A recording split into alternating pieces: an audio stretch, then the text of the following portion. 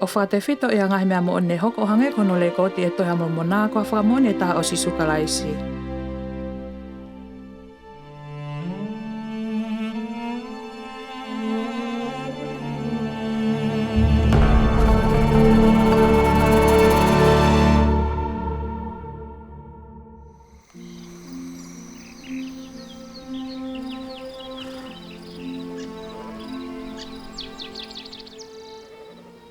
E ʻOku tāu mo Kalaisi.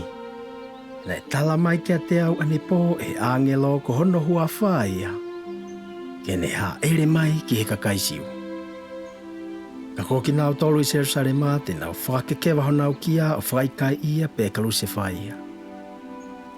Ka he wakai, o whorfola hiki ko e Otuá. Ka hosia e aho aia te nau tui ai ki ate au. O au ko Kalaisi.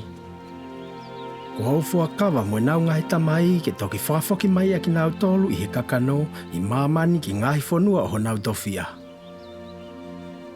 Ko e mea I he whaki mai ki a te ki tautolu e tau Otuá ʻaloʻofa a fuilolahi pehe ki ngahi meani. Ko ia tau manatu ki a te ia.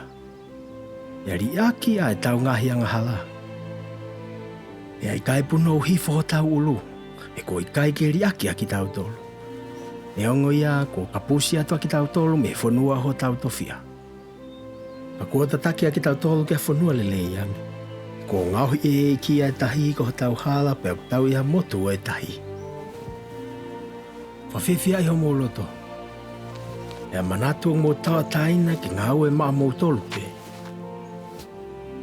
Ke fili e hala e mate tae ngata. Ko e hala poi mo I tangata. Fakalelei ki moutolu ki whinangalo e Otuá ka ikai ki he loto e te evolo. Pea mo I kakano pea manatu ka osi o mo Fakalelei. A ki moutolu ki whinangalo o e Otuá.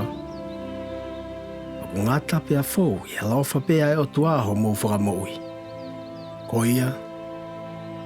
Ofa ke whotu uhoake a ki moutolu e Otuá me he mate. I he mālohi e to e tuu. Kai umaa me he mate tai ngata I he mālohi o e Fakalelei ko e uhi ke maua ki moutolu he pureanga tai ngata e toa ko e uhi ke mo whangolelei I atuunga I ʻaloʻofa whalangi. Amen. Amen. Amen.